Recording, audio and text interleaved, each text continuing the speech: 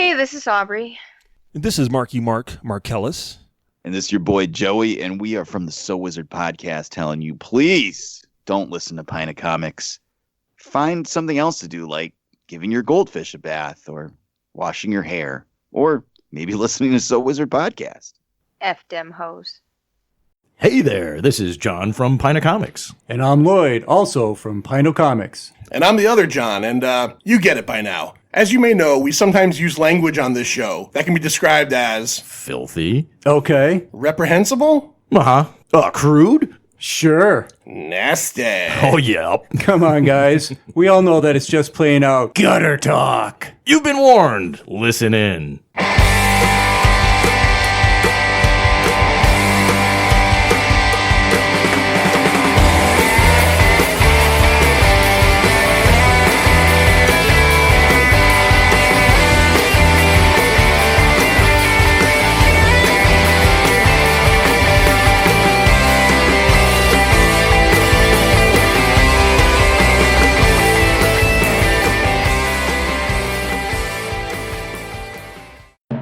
Welcome to the Pint Movie Invitational Series.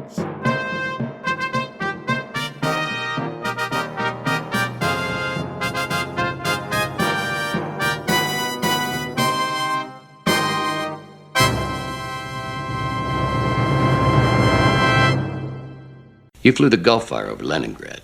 You know how to get in quiet. You're all I've got. I guess I go in one way or the other. Doesn't mean shit to me. Give me the paper. When you come out. Before. I told you I wasn't a fool, Buskin. Call me Snake. All right, once again, our friend Andrew Morgan brings us into another episode of the Pint Movie Invitational Series. By the way, if you don't know, Andrew has his own really awesome podcast called The Nomcast. Lloyd, do you know what The Nomcast is? Nom nom? No, it's what Andrew does is he reviews Netflix original movies. That's right. Right? So if it's a Netflix original movie, Like Andrew The covers Ritual. it, which I did an episode of. It was a horror movie. I really dug it, and me and Andrew talked about it, but he did the Buster Scruggs movie that the Coen brothers did. Buster Scruggs. He did Bird one Box. for Bird Box, Right. which I still haven't seen, and I'm not going to see because it just... Either you guys see Bird Box yet? I have. Yeah. Okay. Did you like Bird Box? It was okay. I liked it. Yeah. You I liked feel it? like I've seen that movie 3 different times. Have you seen Bird Box 3 times? Well, no, just in general. It's like Once The it was Mist. called A Quiet Place. Right. Once it was called The Mist.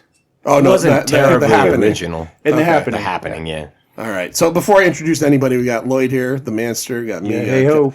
me, Johnny Ganache, and then our guest for the evening for the Pint Movie Invitational, our invitee for this episode is a well-known musician, local and not so local, worldwide. He's toured in places like I read a little bit about you today. I know some about you, but you've been to Australia. I have, yes. You've been to Germany.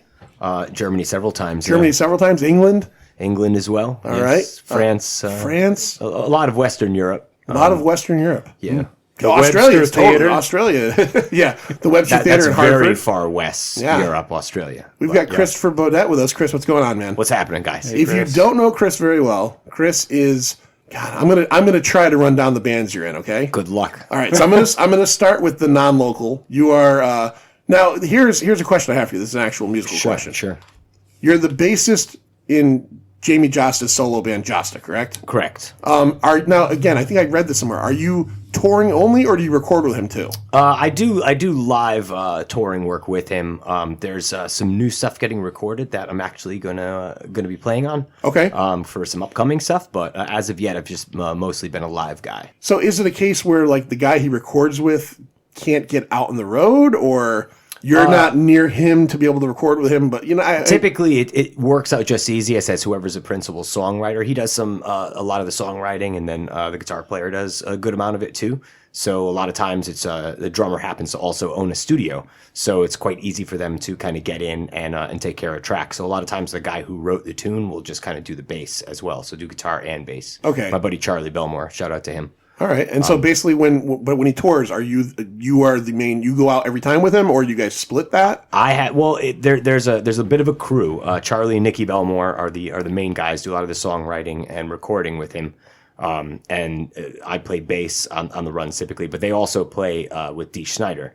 in his solo band, and we're playing with Toxic Holocaust for a period of time. So they have pretty active touring schedules. So there's a number of guys that are kind of called in if they're busy touring. I don't want to call it a B team because they're all excellent players in their own right. But there's some other guys like understudies. I'm just the one that hasn't missed a run since 2012, so I've been on all of them. That's a awesome. good track record. That is a good track record. Yeah, and I've had to kind of act a bit as like musical director as far as like when there's a couple times we've had some new guitar players come in because of schedules. Everybody, there might be a situation where it's like, okay, this guy can't do it, so we're going to bring in this guy. And as far as like the learning the tunes and everything like that, you get together and I have the practice space, so it's kind of on me usually to be like, okay, well, this part goes like this, and then let's do this one a little bit heavier, like a little faster. That's really impressive. So, give me some of the bands that you've actually been able to play on lineups with that some of the folks out there may know. The first time I ever went to Germany, we did a festival out there in Bavaria. It's kind of down like southern Germany. And we weren't the headliner or anything like that, but the headliner was Immortal, the black metal band. This band I know. Oh, okay. Immortal, and then Within Temptation was right before them. It's called Summer Breeze Open Air. Happened to do it last year as well. But everybody, I mean, the biggest one, obviously, that was on the festival in Australia was Metallica. But Metallica was like the headliner, so we got to watch them side to stage one night in Sydney, which was like really, really cool. Did you get to meet the guys and stuff like that, or was it more? I actually played a short little round of like pickup basketball with James Hetfield. Oh, really? Yeah, that is so cool. I was kind of like pooping my pants a little bit. Yeah, and I got to meet some of the Anthrax guys because they were on the run, Slayer as well. Real quick, and anything. I was like, "Oh, my buddy James," nothing like that. But they actually threw a party first night of the festival, which was in Brisbane. And it was just a party at the venue, just for, the other bands. It's kind of like an invite-only thing. There was a lot of bands on the run, so it was just ones that, they had known and stuff like that. And, they paid for the whole thing out of pocket. Didn't have to do it, but catered the whole thing, had beers and all that. And it was just like the night before the festival started. And so we were just kind of playing a quick game. They had basketball court there and everything, so we were playing a quick pickup game. And Jamie's like, "Hey, James, what's up?" It's like, "Hey," and he threw him the ball. So James comes up, shoots a couple of shots, and we got to meet him and everything like that. And said, "Hey, how's it going?" That's really cool. That's awesome. Yeah, it was neat. So I mean, that's some of like the bigger side of stuff. But we've played with Fozzy, we've toured with all the Remains, went out with the Misfits. Oh wow. John, you got any stories like this? I have nothing. I don't either. I have nothing. I mean, I have a ridiculous. And I'm no this. rock star. I'm just a rocker who's had the fortunate chance to be in the presence of a good amount of rock stars, which is a lot of fun. That's still cool. there's nothing. That's that's great, nothing yeah. to poop at. That's for sure. It's I'm pretty awesome. grateful for every opportunity I've had. It's been a lot of fun. That's go to awesome. some places that typically I don't think I would have been able to afford to go to. I'm not gonna gauge your level of income, but I think Australia might be on that list because that seems like that'd be a pretty intense trip.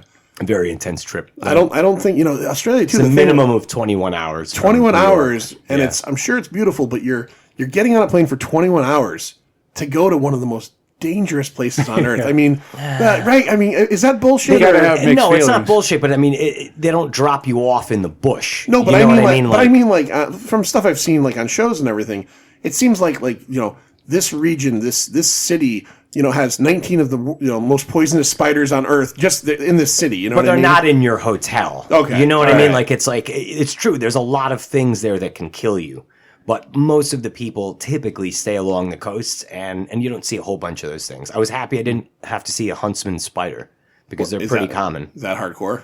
It sounds it. The huntsman spider this guy's gonna hunt you it's down. fairly common. I don't believe it's poisonous, and they typically don't bite because they're scared of people. But they like to crawl up They come up garages out and of whatnot. sinks. Oh, okay. No. I thought they you were don't. I thought he was gonna say dick hole. Oh god. leg to leg, they're about a foot.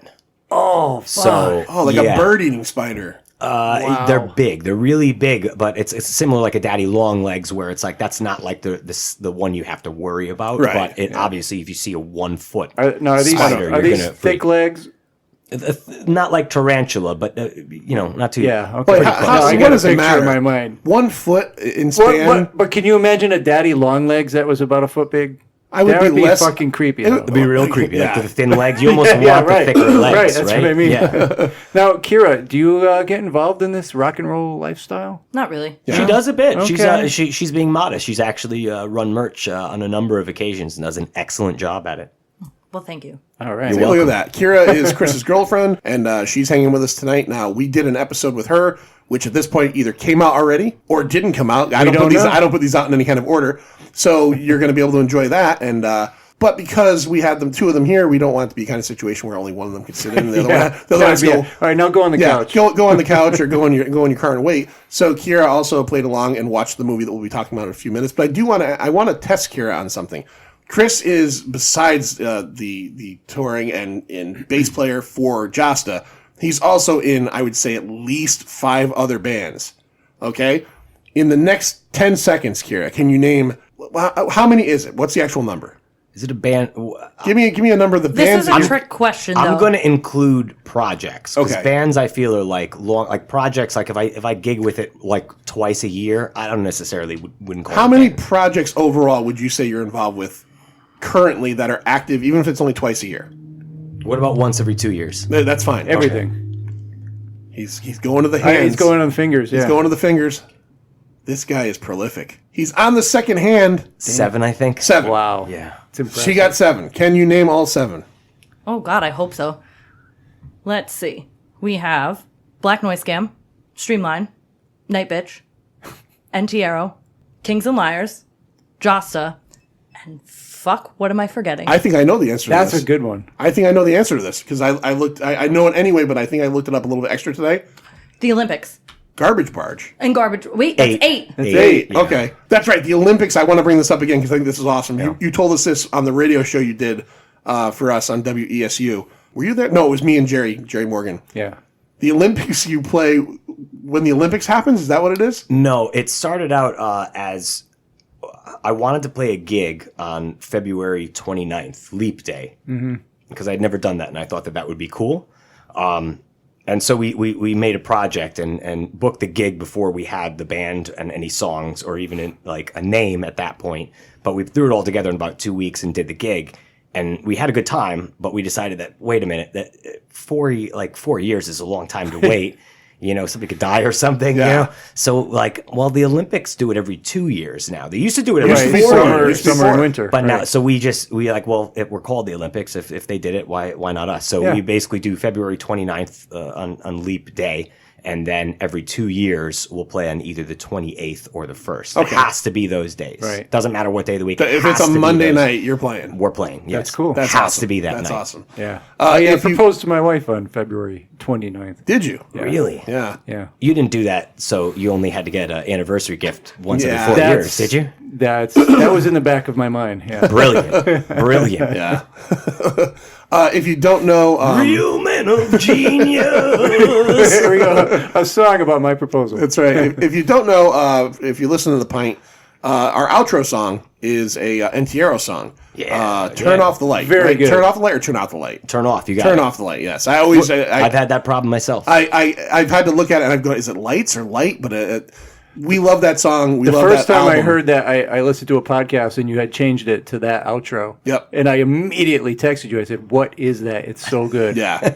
Yeah, Antiero, I've listened to the album a couple times. It's awesome. Thanks, man. Thank you. We had you on. We played some of the tracks on the radio. Much appreciated. And real quick, we'll do it at the end of the show. We'll give people out there any information where they can find more information about you and where they can get your CD and stuff like that. Great. So again, if you listen to the end of the show, I added the little Rambo bit to it. But the outro music is Chris and his band Antiero. Chris plays bass, and he's also the vocalist. And he has one of those metal voices too. You're not a screamer, but you've got like this deep, like gnarly voice. So There's a bit of grit to it. Yeah, people There's a little bit of usually grit. get surprised because of my smaller stature. it's kind of that I have a surprising. lower- It's lower kind of voice. surprising that you're able to pull that out, you know. And again, I don't think because you're a smaller guy, and in terms of like maybe stature, It's just unexpected, I think, more than anything. Yeah. Yeah, I think when you hear something like that, you're thinking. Yeah, you're thinking of a big husky. You're guy. thinking of like Yeah. a dude like like this, you Yeah. know, not wearing a shirt. What was that band? What's the metal band with the guys in there? They're wearing the loincloths and Manowar. Manowar. You're thinking of a Manowar dude, you know, some greased up He-Man, you know, and Chris up there doing that. So So, Chris, you're here. We're 10 minutes in. We haven't talked about the movie at all yet, but I wanted to give you some props. Thank you. What movie did you choose to talk about tonight on the Pint? I chose the 1981 classic by John Carpenter, Escape from New York. Ooh, yeah. Oh, yeah. The second John Carpenter movie. That's right. The second John this, Carpenter Pint movie of the Pint Invitational. Invitational so far. Lloyd had picked The Thing. We talked about The Thing. And funnily enough, I think The Thing is my favorite, but my second favorite I'm going to go with is Escape from New York. So I'm really excited about talking about this. I'm just waiting opposite. for... Are you the opposite? Yep, but Thing is definitely a very close number 2. Okay. Yeah, I'm waiting for Big Trouble, whoever comes up with that one. Big Trouble, and I'm assuming it's going to happen eventually because kind of the crew we run in, that's a very popular movie too. So let's see. Escape from New York is written by and directed by John Carpenter, who before this pretty much was mostly known for Halloween, right? Right. Made a huge hit movie out of nothing, very small budget. He wrote this movie with Nick Castle. Nick Castle is the guy who played The Shape in Halloween. The Shape, right. Right? He eventually went on to become a director. He wrote other stuff too. This was weird. I didn't realize this. He was a screenwriter of Hook, the Steven Spielberg movie. Really? Yeah. Who was? Nick Castle. Nick Castle? Yeah. Wow. He may have been. Yo! Yeah. Very, very strange that like this guy who's kind of known for like movies like this, and he The directed. Shape or Michael Myers. And he was Michael Myers. Right. Yeah. Right. Well, you say The Shape. Maybe people don't know what you mean by The Shape. If you're listening to this and you don't know that, yeah, like, probably. if you're pretty listening to deep Pint on of that Comics, one. Yeah, you gotta know. Yeah. Hey, Kira, did you know that Michael Myers is credited, I think, as The Shape, and they call him The Shape? Yes. Okay, you knew that. All right. I wanted to make sure I wasn't being like snotty or something. No. Okay.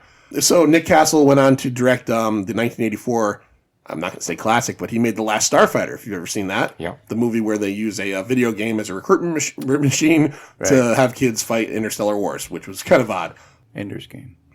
Ender's Game, and there's a TV show out right now, I think, called Future Man, that has the same basic plot idea. It's a kid playing a video game, and it turns out to be a whole thing.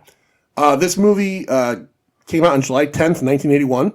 It was filmed between August and November of 1980. So this was made in the 80s. It kind of shows it's supposed to be in the kind of it's not post-apocalyptic, I guess. 1988, I think. 1997 is when this What movie was the takes place. 1988? So it was a dystopian future. Dystopian I think, future.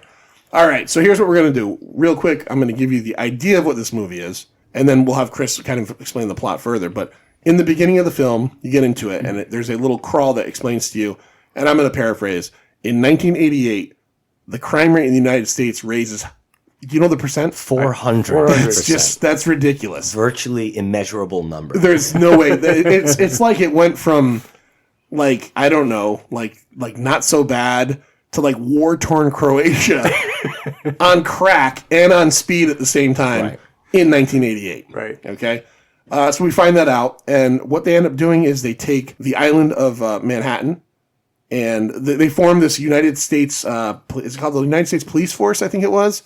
It's very much a kind of totalitarian, dystopian thing where it's almost like a Gestapo, and they take Manhattan, the lovely island of Manhattan, and they erect a, 50-foot wall? 50-foot wall all around. 50-foot wall all the way around. Prison state. And they make it into a prison. Mind all the bridges as Mind well. all the bridges so that you can't get in or out. For the entire country. For the entire country. Everybody that's a shitbag goes there. They don't go to somewhere in Kansas if they're in Kansas. They fly over and they just dump them out. They fly you, They kick they 'em out. process you, they get you in there, and then basically they say there's no getting out, there's only going in.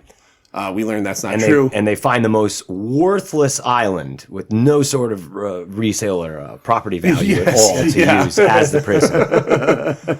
All right, so the opening narration actually kind of gets in and explains that a little bit better, and it's done by an uncredited Jamie Lee Curtis, who was the star of Halloween. Right. And I think for this segment, I think we're going to have Kira read that off exactly the way it's said in the show, in the movie. And I want to hear that there's a little bit of echo, so I'm going to give her a little bit of effect here. Nice. In 1988, the crime rate in the United States rises 400%. The once great city of New York becomes the one maximum security prison for the entire country. A 50-foot containment wall is erected along the New Jersey shoreline, across the Harlem River, and down along the Brooklyn shoreline. It completely surrounds Manhattan Island. All bridges and waterways are mined. The United States Police Force, like an army, is encamped around the island. There are no guards inside the prison, only prisoners and the worlds they have made. The rules are simple. Once you go in, you don't come out. That was fucking Wow, awesome. that was so really good. What's really funny about it is that I thought the bit that I was saying was the little crawl in the beginning and not Yeah. the narration, and I said everything she just said, but she said it much better and in that. So you get the idea now. So now, Chris, what happens? So we know we now have the setup of the idea of this world. You want me to give a complete synopsis? Why don't you give us a synopsis of what basically is happening in this movie? So basically, you have this dystopian future, and apparently there's a very important meeting, the Hartford Summit, which is in Hartford, Connecticut. Connecticut, Shout Sean. out to Yo, CT. shout out. That the president is apparently supposed to meet with the Russian and Chinese leaders whom they're still at war with. World War III, which they never say in the movie, but if you read any of the stuff, His World battles, War III is still happening. Yeah. Right.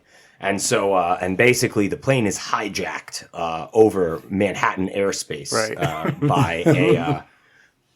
I can't remember exactly the group, the terrorist organization. Symbionese Liberation Army, or is that a real one? Was It was like Federal Liberation Army of America. We're doing this for the workers. Yeah. I want to know when and where they hijacked it. The exploited working class, yeah. But basically, they hijack Air Force One and it crash lands in Manhattan. So they need to have the president to the Hartford Summit, and they need to find somebody that's going to go into this prison planet. Who are they going to find? Prison planet, this prison island, and go in, and who else are they going to get for it besides Snake Plissken? It's 1981. Who else are you going to get? Who else are you going to get? You're going to get Kurt Russell. That's right. Ex-military guy, a disgraced war hero who was recently imprisoned for attempting to rob a bank in Denver, I believe. The Denver Reserve. The Denver Reserve, where he was betrayed and captured. And so he's offered a full pardon if he can go in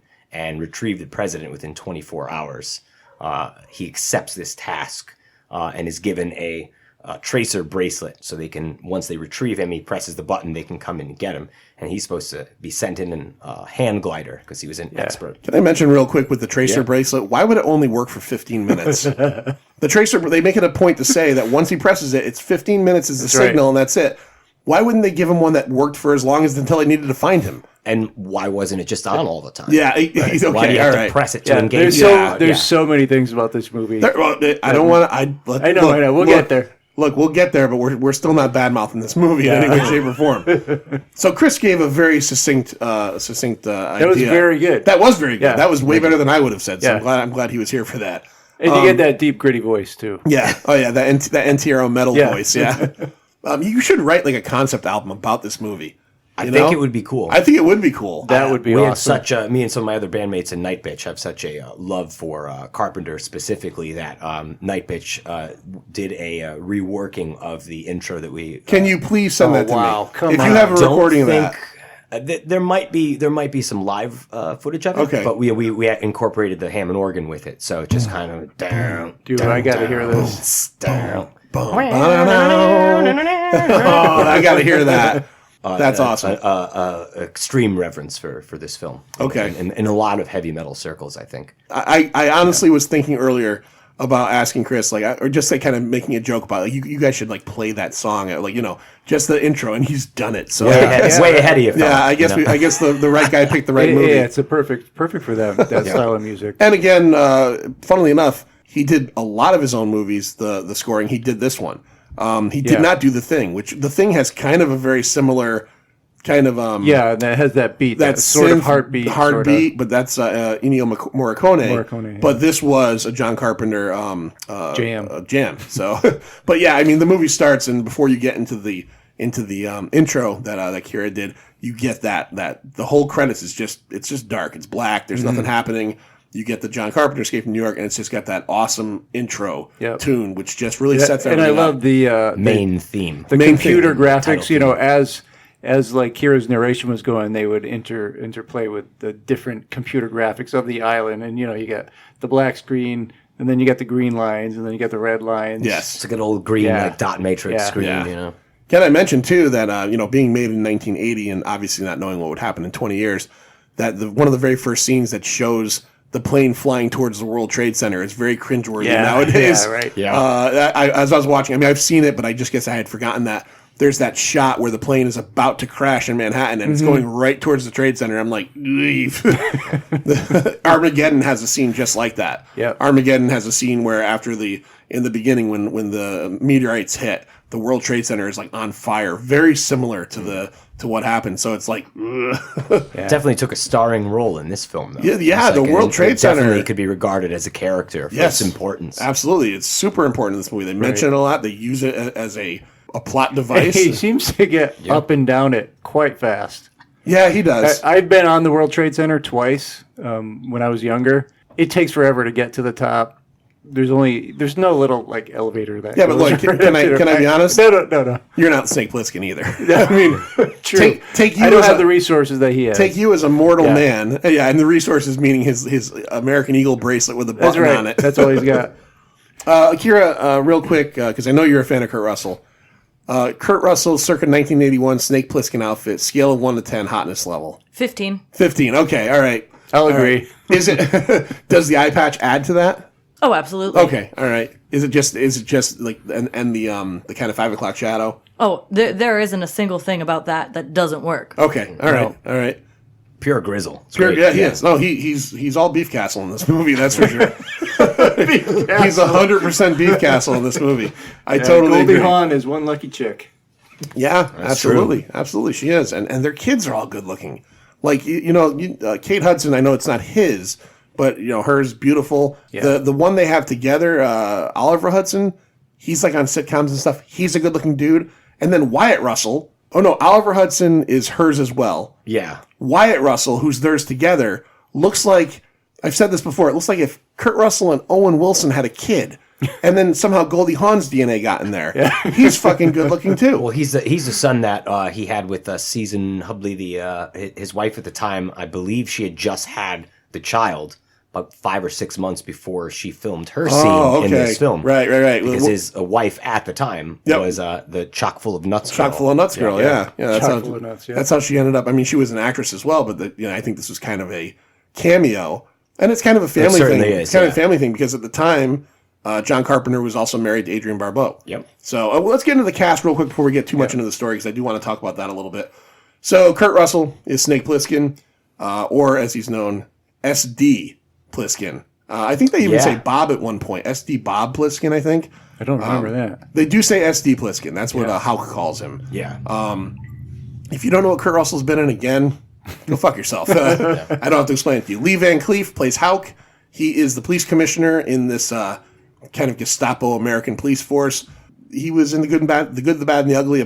He's one of these 60s, 50s tough guys. Yeah. Spaghetti Westerns. And he died very shortly after Escape from New York. As a matter of fact, I was reading up on this.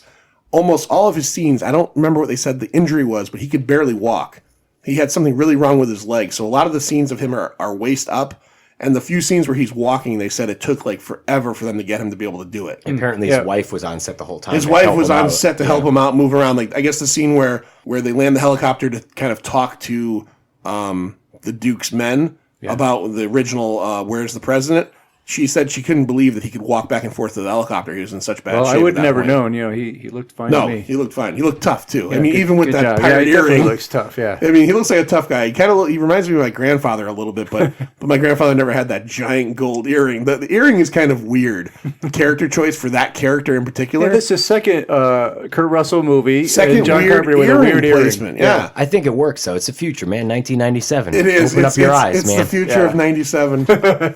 And I wanted to mention this too because when he introduces himself, I just thought, again, this is something I like about this movie a lot. This movie, it gives you a lot of little subtle backstory nuances without just in one line. You know what I mean? He says to Snake Plissken at one point, he says, "You flew the Gull Flyer over Leningrad." It's one line, but it gives you this entire idea that like what makes this guy a badass. You know what I mean? And that's it. They don't go on about Leningrad for 5 minutes. It's one line and you go, right, okay, he's a badass pilot. That's enough exposition. That's all you need. He gives you the little bit about Snake Plissken where he says he was the youngest man to ever be, I think, awarded a Medal of Valor by the president, 2 Purple Hearts, all that little stuff. That's all you need to know about him. With Houck, he says that he was part of Special Forces Unit Texas Thunder. That's when he says when he's doing his dick comparison thing with Snake Plissken. He says Special Forces Unit Texas Thunder, and Snake's just like whatever. Ernest Borgnine, who we all love. Who doesn't love Ernest Borgnine? Connecticut's own, right from Hamden, right? Yes, he was. He played Cabby.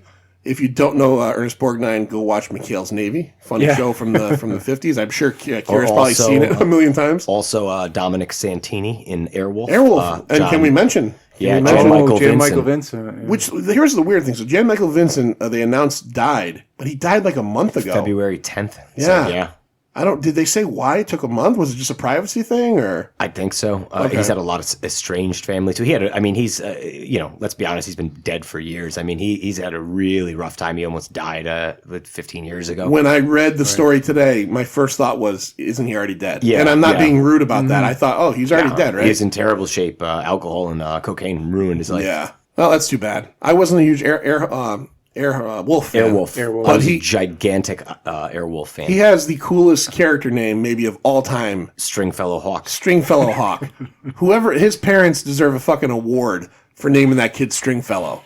And then his last name happens to be Hawk. Yeah, this is my daughter Sally, and this is my son Stringfellow. Really? Yeah. You can't even be a kid in that family and ever hope to be better than Stringfellow. Stringfellow Hawk. It's like, who are your kids? It's like, yeah, exactly. Oh, Sally's the youngest, and then then Robert. He's about 7 years old now, and that's my oldest son, Stringfellow Hawk. Stringfellow Hawk.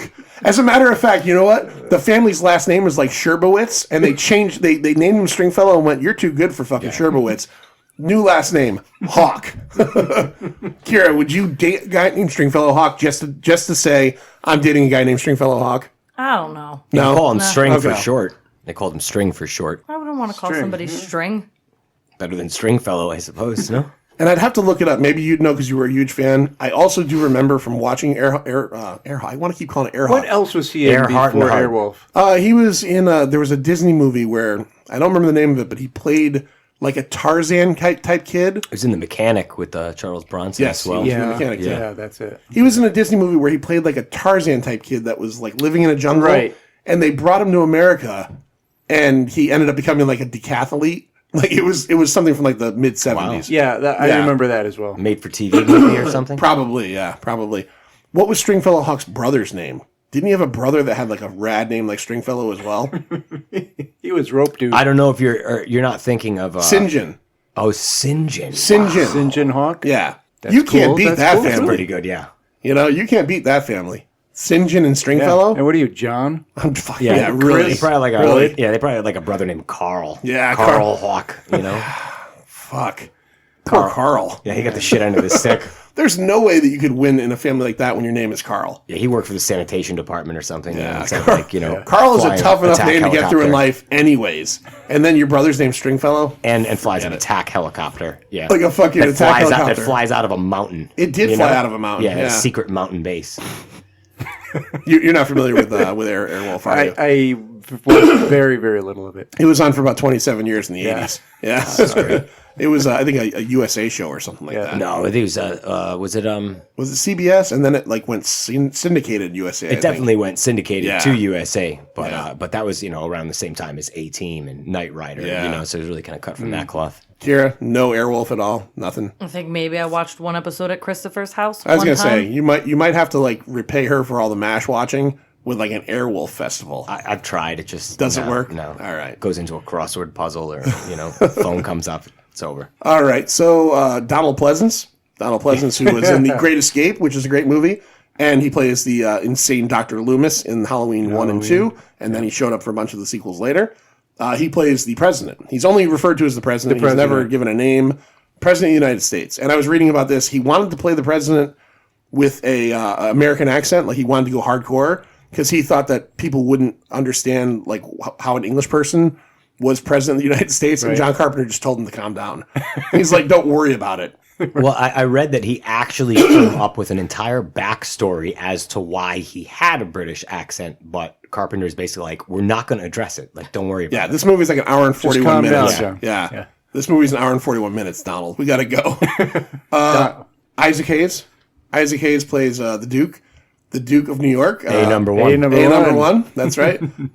Where do you know Isaac Hayes from? Well, obviously he's a musician. Theme from Shaft. A whole bunch of other stuff like that. And of course South Park. He was chef. And he passed away a few years ago, right? He's gone, right? Am I right? Yeah. I'm thinking he did. Yeah, he did. Yeah, Kira gave me the nod. She's got the death computer over there. She's checking out everybody that's dead. She verified that Jan Michael Vincent died in February and not 6 years ago, like I thought. Of 69. Harry Dean Stanton also just recently passed away. Right. Great character actor. He plays Harold Hellman, a.k.a. Brain. You know him from Alien. And I try to put like things like people know someone from and then just have something that's a little weird. This isn't weird, but he was the dad in Pretty in Pink. He was. Yes. He was. He was Molly Ringwald's dad. And, Quite a departure. Repo Man? I've never seen Repo Man. Oh, no? Years. Yeah, I've never seen it. And someone recently was going on about what a great movie that is, so I've got to check it out. I would say Emilio it's a cult classic. Estevez, Yeah, right? Emilio's in it too. Yep. Yeah. And then I don't think there's any reason to go further. Adrian Barbeau. Adrian Bubo. The greatest. Maggie. Maggie is... so Brain is a part of the Duke's kind of... the Duke is... Okay, so here's the hierarchy of the bad guys. The Duke is A number one. He's A number one! He's the Duke of New York, so this is the guy who basically has kind of laid claim to... he's like the toughest guy in the prison. He controls the prison controls population. right? Yeah. So he's like the boss. The boss. He's the alpha. Brain is kind of like you find out Brain he creates gas somehow, or He's he got has the access oil to gas, refinery. he has an oil in refinery. his pad Yeah. there. So he's kind of like the brains of the Duke's operation. Yeah. And then you find out Maggie, the very hot Adrian Barbeau, is kind of like a concubine that That's Brain's squeeze. squeeze Yeah. that the Duke gave her as like, I guess, payment maybe.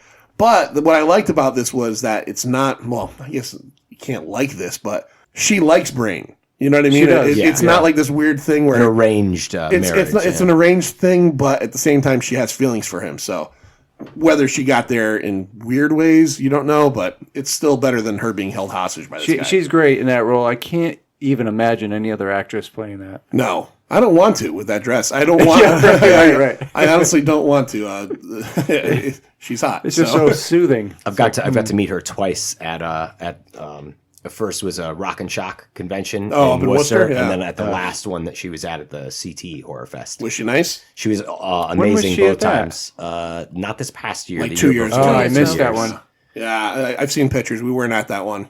No, she's excellent, very Yeah. sweet. Like, and it's been like 10 years. I mentioned that I went to see her like 10 years before, and I got pictures with her both times. You know, affordable signatures as well. Yeah, you know? very You cool. have to expect to pay something, but there are yeah. some unnamed celebrities that go a little above and beyond. But she's very reasonable, very, very nice woman. Look at that. See, we learn something new Excellent. every day. I think she looks. I've seen some of her con appearances in terms of like. It seems like her interactions are good with fans. She cares about. She knows what she's doing. Yeah. Like she's done it enough times that I think she knows like what works with people and how to. She gives everybody attention. Not dismissive at all. Like I've been to a few that people are they make it quite obvious that they don't want to be there. Whether you want to be there or not and to get involved in the convention circuit, like you should at least pretend. Yeah, you're there to see If you're the there for, people, like, they yeah. respect you and they want to. If you're there for like 8 hours, just give it up. And for the 8 most hours. part, someone Yeah. has paid an entrance fee for the opportunity to pay you money to meet you for 2 seconds. Yeah. You know what I mean? So Right. Kira, have you ever paid for somene's autograph? Are you? I did. Who? I paid to meet Dick Warlock. Oh, Dick Warlock, the guy who played Michael Myers in Part 2, right? He was also Kurt Russell's. I think he was his stunt double in this movie, but at the very least, he was the stunt coordinator for Escape from New York. Really? Yes, And was this at CT Horror Fest a couple years ago as well? same one. Okay. Oh, wow. All right. Was he nice? Oh, he was a true gentleman. Awesome. See, look at that. We got two good stories right there from the same crew and from the same exact event. Right, the same show. Good stuff.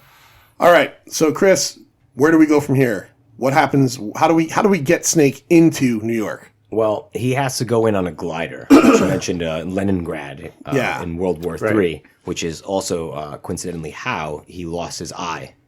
Yes. Which is what they wrote the backstory in and started filming some scenes, but they ended up not using them. And I guess it went into in detail in the companion book that was a novel that was written. The novelization apparently has several things that they expound upon. I think one of them is how he loses the eye. the fact that he's so distrustful of the government is because the police force killed his parents. I don't know if you read that or not. Oh, no, I didn't see that. They set his house on fire at some point. I don't know. They didn't say at what point, like whether it was like when he deserted or what happened, but they killed his parents. His pants. The reason he wears the white and black camouflage pants, and this is a pretty cool touch, is because, they mentioned Leningrad and Siberia. Siberia. As well. So he was like Arctic warfare.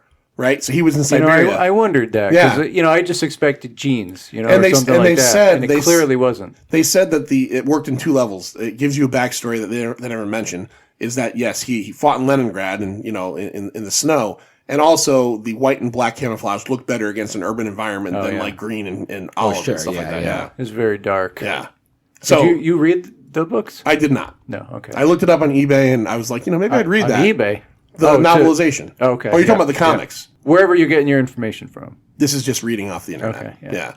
The novelization, which I looked it up on eBay because I was like, maybe I'll buy that. Yeah. Not for like $80. Oh, okay. Because they haven't printed it since like 1981. Right, yeah. Like $5 maybe. After. If I found it in like used bookstore, yeah, I'd read it. Yeah. I guess it also, like you had mentioned, there's the whole deleted scene of the bank robbery that gets him there. That apparently is a big part of the novel. I kind of like him having the patch and not knowing the story behind it. I do too, but in the movie. But I like the fact that you kind of that it's war involved. Yeah, and that this guy it gives and you an apparently idea. they said too that he didn't actually lose the eye. It has an extreme sensitivity to light due to the nerve gas attack that apparently was pretty prominent. So All that's right. what I read. All right. I guess that's better because I guess if they ever thought like we have to get the patch off. Well, there's a goof that it's on the wrong eye at one point. Is it really? Yeah, there's a goof in there somewhere around the glider scene, I think. Okay, I know that they But did they say can explain it by the fact that it's dark in there and it's like pitch black. So Okay. that's why he might have done it to, test the eye or something. It's covering for a goof, but they did write in that it's not like the eye is gone. The eye is there. It just doesn't. It's extremely sensitive to light. he had to consistently take it off in between shots. Yeah, because he said he had such a hard time with depth perception. It's like Lorca on Star Trek Discovery. Yes, right. Yeah. He can't see in full light. Yeah, and that is definitely true. As a very quick sidebar, I had an old rock band called Coven that you had a rock band, Chris? I did. I had a You rock had a rock band. band? What a big surprise! And I had it back a number of years ago, back in the aughts. Kira's going to pee, by the way. I want to call her out. She's trying to escape quietly. She's trying to be cool about it. She's going to pee. I'm sorry. Finish your story. But no, it was a very quick one. But I had a performance at Toad's Place, and I got long story that I'm not going to go into, but I ended up getting a scratched cornea. Oh, It was really, really painful, and I was extremely sensitive to light. Father's an optician. He's like, why don't you just do an eye patch? So I actually did the eye patch, and I had a gig the next night. So I performed with the eye patch, and it was just like a total like snake moment. But I had to be very careful to not get too close to the edge of the stage. Right. I was just your depth perception. Right, and I was just singing in this band, so I was doing the whole, the front man thing where you walk around a bit, and I had to be careful not to get too close to the edge because I don't want to take a digger and just, right. ass over tea kettle. And there I am, That must have been super cool, though. It was funny. People were like, oh, I like the look of it, man. It's kind of a cool thing to do. And I was like, no, there's a reason I'm doing it. I'm not just doing it to look like that. Now, was this years before you were with Kira? Yeah. So did you notice like your chick appeal went up a little bit that show? Like let's say like normally you might get like 5 or 6 girls that might. I don't know. It was hard to see. Yeah. So. Okay. All right. Fair answer. He's being modest. Fair answer. All right. So they're gliding him in. Right, Yes. They tow him along on this Gull Flyer glider, And then the idea is basically their plan was for him to go in on the glider and to land on the World Trade Center. Right. Yep. And that way he could take off later after he rescues the president and then just glide back over the 50-foot retaining wall. Drop off of the World Trade Center, which just so happens to work out in his favor that when he lands, he almost goes over the edge anyway. Yeah. Right. Because my thought was he had to get towed to get the. He must have, yeah. They towed him to get him up in the air. Him started. Yeah. So but I don't know what they do on the Trade Center. Well, that's what I'm thinking is if he had landed in the middle of the Trade Center, Not to mention, what would he have done? There's nowhere to land on top of that roof. Yeah, well, okay, all right, Lloyd, all right. He would have had to kind of just push it. You I know, was thinking and, the same yeah. thing, but like that They would have been even sell, hairy. like, yeah, that would have been hairy. That's not a fucking scooter. It's a glider. You know, Right. like I could picture Snake Plissken like half of his ass sticking out And using you have one to leg. Kind of hope that you don't just scrape the whole side of the tower Yeah. as you're falling with the glider, hoping that you can level out. Meanwhile, you got bitch ass Donald Pleasance in the back going, "What are you doing, Snake? You're not the Duke. Snake, you're being very irresponsible." So he gets in. He ends up inside of New York. And Did you shoot the lock? did you take the door off the hinges? Snake. Did you ask nicely? So you end up getting in New York. He ends up landing on the World Trade Center. He gets down through the World Trade Center. As Lloyd said earlier, he gets down very quickly. Now the elevator did work. I think they said this floor 15 or 50. I couldn't hear. So he gets down 50, at least 50. I think it was, So yeah. he has to run down from 50 down. And then we're in New York. Here's something I noticed about this movie, which I guess I never really thought about before. I still love this movie. But this movie is a movie that's kind of billed as an action movie. There's not a lot of fucking action in this movie. And what I mean by that is like when I'm thinking of an action movie, I'm thinking of like Predator. I'm thinking of like Terminator. I'm thinking of like these movies where a lot of shit's happening. Yeah, a lot of people fighting, a lot of people fighting. gunfights. There's not a lot of that in this movie, really. This movie's still great, but there's not a lot of like real firefight scenes or chase scenes. It's kind of more like a quiet action movie. Yeah. You know what I mean? Yeah.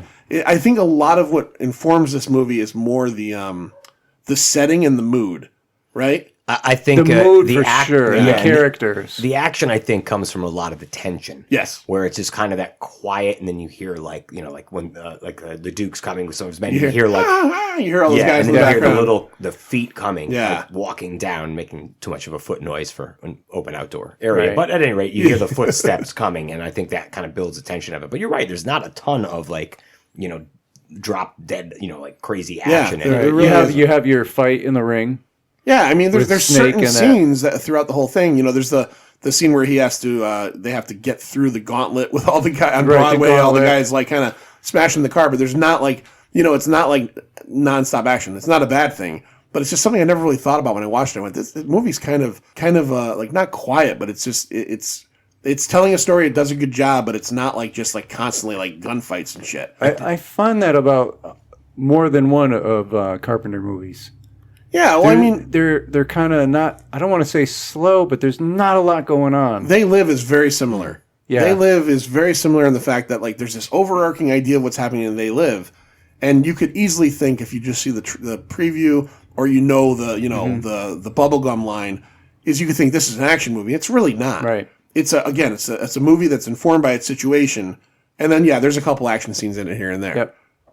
It's more about I would the building argue up of maybe the it's, tension. It's like a slow-paced thriller. Yes. Almost, Yeah. you know? Okay. A bit of that. Yeah, fair. I think in my head I kind of always like put it in the action category, and I think that's my fault because it really isn't. Well, I read an interview with Carpenter, and I guess he originally wrote it, and he looked at it as, wait, this is kind of too much of an action movie, which is curious because it's not really that much of an action movie. Yeah, no. And I think it was Nick Castle was helped to come in and co-write some of the film, and I guess he's responsible for the ending that he wrote the ending part of it in. And Okay. there was one other thing too, but it was actually he was, I don't want to say co-written, but he helped write it as well. Okay, all right. So one of the things I think that's a big star of this movie is the setting, the set designs, right? Yeah. So you have the police state, which is very much I don't want to say robotic, but kind of Futuristic. for the time, right? 1997 futuristic in 1981. But they didn't film. The only scene that's actually filmed in New York in the entire movie is the first scene in the movie that takes place on Liberty Island. Yep. When they kind In of the fly water? over, and then there's one scene where they're actually on Liberty Island. They have a couple guards, and you see the Statue of Liberty. That's actually it was the first movie ever that was allowed to shoot on Liberty Island at night. That's true.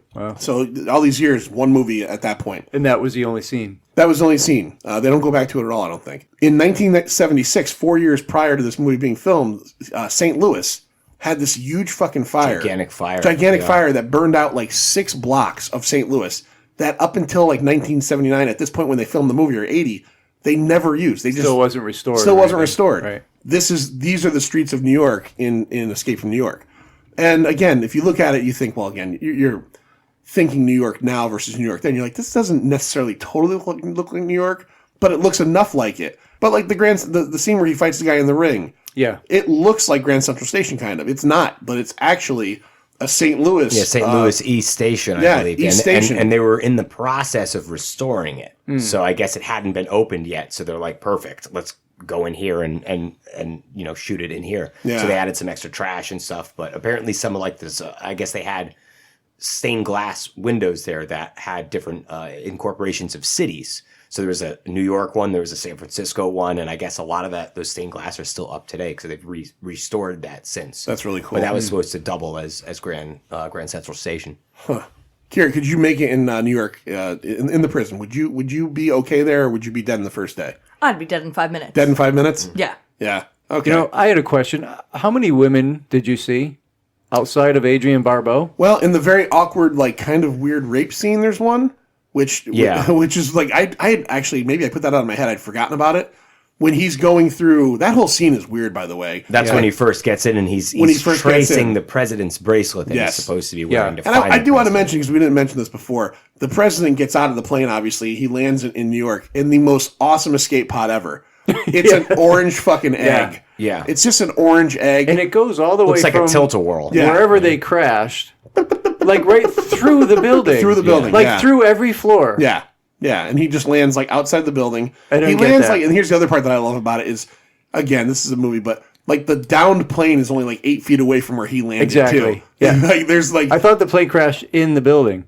they might have gone through it. They don't. I Really didn't explain. think planes bounced off of Well, buildings it and ended ends in the up courtyard. outside. It does end up definitely outside. ends It's like broken in half, and then his pod is just like fucking 9 feet away, just sitting there. Right. So yeah, he's following him. He goes to he ends up in a theater. Right. And this is another interesting part is the hobos and the bums, they're performing in this theater. Right. And the song that they're performing is an actual real musical song that Nick Castle and John Carpenter rewrote the lyrics to. And I had never paid attention to it before, but there are some fucking weird lyrics. Are you going to sing it for us? I'm not going to sing it, but come on. I'm going to tell you here. Let me see. This is hell. This is fate. Is how the lyrics go. Yeah. And then he's just talking about New York City. On the stage. Yeah. And on the stage, the guy's playing. All of that was choreographed by Nick Castle, and the actual song being played is recorded by Carpenter and Nick Castle doing the music together. All right. But just a really weird scene. So then Interesting. he goes downstairs in that place, and that's when he runs into the very strange, like, about to happen rape. That this is a part that really kind of like makes you think, is Snake a hero, an anti-hero, or a scumbag? Because he just walks by. Yeah. I was a little let down. I mean, I've seen this movie a bunch of times. Even Negan would have stopped that. Well, Negan doesn't like that, but I was kind of. Were either of you guys kind of weirded out by the fact that he just kind of like walked by that? I know that he's there. I think for a he's reason. got a mission, and he's just sticking to the mission. I wasn't, and For that point, I was anyway. going to wait to bring this up. Okay. Before we started tracking, I was talking to you a little bit about it. But there's actually, I looked at, there's an audio drama adaptation of this that came out. I can't remember the name of the company. Can I just mention real quick that Chris called recording tracking? That's how you know he's a musician. All right, I just wanted to say that real quick. I'm sorry. Go ahead, Chris. But at any rate, they made a audio drama. It's like 5 parts. It was like 2 hours and 15 minutes. And they did an audio drama that was actually fairly well done, where they just kind of did it in the old time radio style. Sorry about that. No problem. They did it in the old time radio style. And as I was listening to it, I'm about halfway through it. I haven't finished it yet. But that scene came up, and I remembered that part. Like, and I heard a bit of weird moaning. And I remembered the scene, and I was like, oh, wait, so how are they going to do an audio adaptation, and how are they going to kind of approach this? Yeah.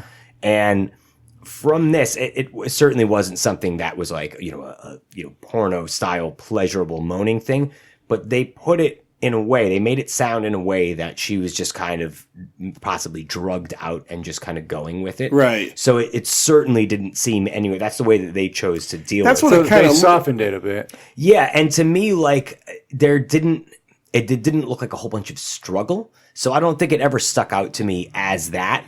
I even agree. It may be that, but I think intentionally they were probably not trying. I don't know why they would have needed to put that scene in to begin with, but I feel like they went probably the most benign way that they could have gone with that. I read somewhere when I was reading up about this that at one point Carpenter cut it out but put it back in again. Like I think he thought it might be a bad idea because again, it's not even just that it's. I mean, rape's not something that anybody wants to see, and it can always be considered in poor taste. But it really does. I mean, in the end, Snake Plissken isn't a hero. Sure. But the fact that he kind of just, and again, it's just weird. He just kind of sees it and walks by. It kind of made me, I'm like, oh, Snake, you let me down. He's also got death in his neck, and he just wants to get the hell out of there. He does want to get out of there. He didn't wait too long before Chock full of nuts girl got pulled into the the floor. He was just kind of like, I'm out of here. He got the fuck out of there. Yeah. I mean, it was a lost cause anyway, but that's, that's 2 strikes there. Snake. Are you feeling any worse about Snake Plissken now, or is he still a 15? He's still 15. Still a 15. Okay. All right. So we didn't mention, Karen, why don't you tell everybody out there, we forgot to mention this. Why is he so implored to do this now? What is the reason that he's like kind of really under pressure to go find the president? Oh, they put that little capsule in his body. Yeah. His neck, They put a couple of... what the hell did you do to me? The cores are slowly dissolving. He's got, 23 hours? 23 hours. I thought it was 22. It's 23? It's 23 hours. 23 when it starts, 22 by the time he gets to the glider. By the time he gets in there, And don't count the problem that they had. Oh, with the... there was an hour-long discrepancy. I think it was a goof. Was there an hour discrepancy? Pretty sure. Yeah, I think it was like, because it says like, he had 23 hours and it ended up saying like 23 night, like it was like 23:52 or something, and it started counting down with 23 on it, but it was an hour ahead. I'm pretty sure. Oh, really? Yeah, there was some kind of weird discrepancy. Okay. So he's got these two basically bombs in his jugular, or I guess, what did he say? What is it called? Carotid artery? Carotid artery. In his arteries. That if he doesn't get the president, even if he does get the president out and he's late, he's going to lose his head. Yeah. That's it. Explode. So that's what Hawk does to him to make him, I guess, further comply. He meets up with Brain, who turns out to be one of his... Harold Hellman. Yeah. A guy that he used to run jobs with on the outside, which is amazing because, like, what are the... I live in Wallingford, Connecticut. I don't see people I know every day. Yeah. And he's like, here's a guy who hasn't seen a guy in 10 years, and he meets him in fucking New York City. Here's another portion of the movie that I think does a great job with just talking and giving you some really great background, is the fact that they just, in that little bit, you realize that there's this whole relationship between these guys. Yeah. Oh, yeah. These guys and one other guy. What was the other guy's name? Do you remember? It's a great name. Some Chicago Sam. No, you're close. Fresno Bob. Yeah. So Brain turned on them at some point. Sam. Brain turned on them at some point and got Fresno Bob killed. Yeah. And Snake is very angry about that. So he basically Don't call me Harold. Don't call me Harold, yeah. He basically finds out through Brain that the Duke is the guy to see, to find out that the Duke has the president. Right. Okay. And from this point, basically, we just follow his adventure getting to the president, which involves meeting up with the Duke. There's a great scene where the Duke is torturing the president. He has the president hooked up to a wall. Yeah. With a briefcase. Yeah, it's like target practice. Target practice, which the weird thing is... He's got it propped up on his boot. He's like holding his boot out. He's out in like a Jesus Christ pose. Yeah, the president. Yeah. Yeah. Oh, he's just the Duke is just sitting. Yeah, like, he's sitting on a couch, sitting down with his foot up, shooting a machine gun at him. It's very. He's got like a cheering gallery behind him. Yeah. I thought it was very weird that they had the president at that point for hours and never opened his briefcase until that point. Right. And also the fact that it might be very important and they're shooting at it. Yeah. I thought that was strange. They chose to open it up with a bullet. With a bullet. Yeah. A live bullet. With a bullet. I love the fact that, like, so the idea in the movie is Snake's got to get the president to go to the Hartford summit, but the important part is he needs the tape that the president has. Right. So the tape is what you would consider, I guess they call it in plots, a MacGuffin. It's the driving force, even though we don't need to know what's on the tape. Right. It's the magic talisman. It's the magic talisman. We just need to know about it. And really, in the end, the tape from that point forward never serves any purpose in the story. You know what I mean? Right. Because it basically gets shot out of the briefcase. A guy picks it up, puts it away. And we never really hear about it again until the end when you realize... Romero. Was that his name? Romero. Romero. That character Which is And that actor did a fantastic He's awesome. job Yeah. with virtually nothing. Like, He reminds me a little of the Renfield character from Dracula. Yeah, he's pretty creepy. absolutely. It's the one thing I really wish if they went more in depth with anything. I would have loved to hear more backstory on this, like Lieutenant, his second in command, because he named him Romero after George. Yeah. There's 3 of them. The Taylor was one of the ones that got cut out. I think there's a the Cronenberg, character, right? And there's a Cronenberg, which for David. Yeah. So that's cool. Yeah, I like that As a character a tribute. lot, and I thought that he went out in such a weak way when Totally weak way, and he's the one who had the tape, put the tape in the pocket, right, you know? right. Yep. He has the tape. He ends up. Who stabs him? Was it Harold? It was Brain. Brain, Brain yeah. stabs him. Right. Don't call him Harold. Don't call him Harold. Brain tricks his way into there and stabs him in the stomach, and he goes out like that, and it's kind of disappointing. But let me see. I'm just trying to think. What are some scenes that I'm not thinking of right now, Chris, that are really standouts in your head on the journey through New York? What do we got? Scene like I love really the first I guess the part was written for Borgnine, but I love when he first meets Snake and Snake goes in and he starts driving. Yeah, and that's where he through. learns who the Duke is. Right, when he tells him about the Duke. But I just love, like, I guess it is a scene. It's less with the what's around, but I love how he immediately starts telling him about the Duke, and he's basically reminiscing and telling him about all these. This used to be blah, and he's telling him about all the old areas, because that's one thing about Cabby that they never really say whether he was a cabbie in the city that just never wanted to leave, right, or if he was an actual criminal that got sent there and committed his crime there and grabbed a just cab. stayed there. Yeah. That's right. He does mention he's been there a long time, but they don't say whether he was just if he just and you get the feeling that he loved this Yeah, city he doesn't so seem much. like the criminal type. He seems like the he what's was that little he was Jabberjaw really shark that always hung around Jabberjaw. He's like that Oh guy. yeah. They're like a little Hey boss, tough what guy. do you need me to do? Yeah. What can I do now? What can I do, but boss? to me, with that his introduction and him getting with Snake and showing him around and telling him about all this stuff was really the first like personification of New York City that actually appeared in the film.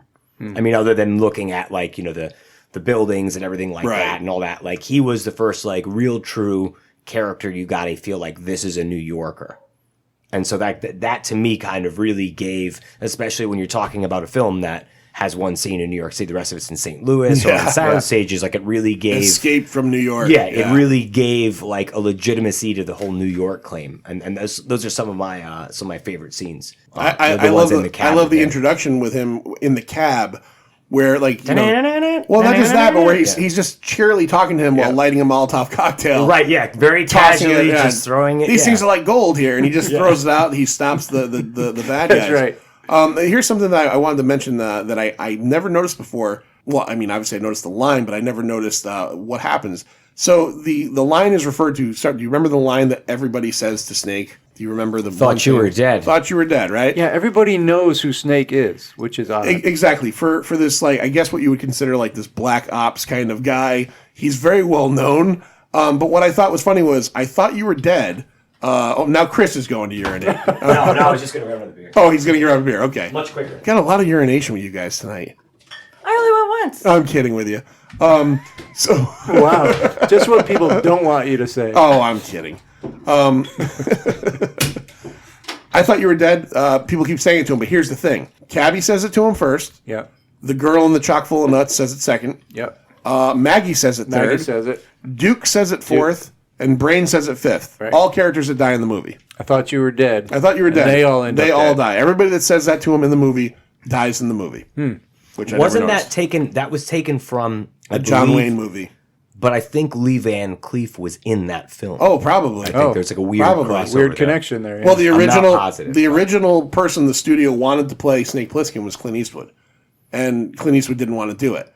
The person they picked after that, which is funny because he wasn't a star at the time, was Tommy Lee Jones. Yeah, I heard Yeah. Tommy And Lee Tommy Jones. Lee Jones and I turned heard it one down. other person, but Charles Bronson. Charles Bronson, yeah, that's it. and Carpenter turned him down because he just said he was too old. He thought he was too old. Kurt Russell was. Well, geez, Tommy Lee Jones looked like 70 when he was like 12. He didn't back then. No? Yeah, he's one of those guys that ages well, though. That's it. I've never seen him look young.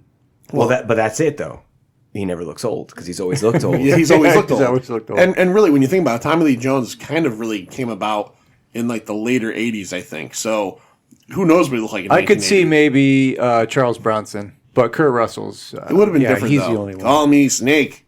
It just doesn't work as well as, call me Snake. And that's actually why Kurt Russell did the voice like that, is he was emulating Clint Eastwood. Yeah. Clint Eastwood was supposed to be the first pick, and he basically said, well, if you're not going to use Eastwood, you're going to use me, but you wanted an Eastwood type, that's what I'm going to do. Right. And that's what he did. I heard he used John Wayne and Eastwood as his reference points. Yeah. And like Carpenter was supposed to be like Eastwood, John Wayne, Darth Vader, and then I heard the Darth Vader thing too. and then the character from Exterminator.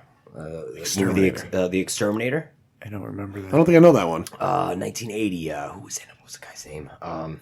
It's a very famous VHS cover because a box had like him with a flamethrower and like a welding mask. Oh, I don't know it. I'm surprised Lloyd's not writing it. Lloyd takes notes when he hears something. Yeah, I do. It had come out like a year or two. I don't before. remember it, but I remember the image that you're talking about. Yeah.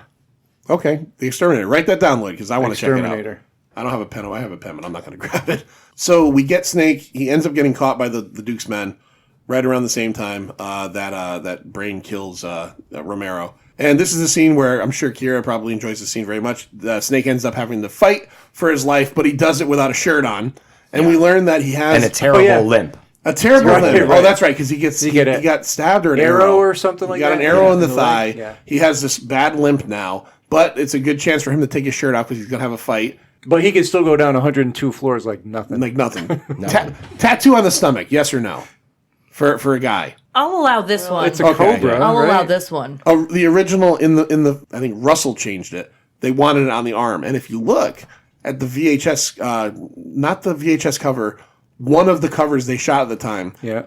He's holding the wrong gun. He doesn't have the MAC-10. Oh, is that the one when he's silencer. running with the Statue of Liberty falling behind Yes. him? Yeah. Yep. He's kneeling down. He's got a rifle, which he doesn't use in the movie. He uses a MAC-10 silenced. Yeah. And the Cobra tattoo is on his arm, not on his stomach. Huh. So they get him to fight with the Duke's number one tough guy. I don't think they ever named the guy. The Iron Sheik? No, it was Ox Baker, who was also a real wrestler. Yeah. And apparently, when they were actually filming, he was roughing Kurt Russell up pretty good. Yeah. To the point that Kurt Russell, I guess, didn't say anything to him, and then finally popped him in the nuts.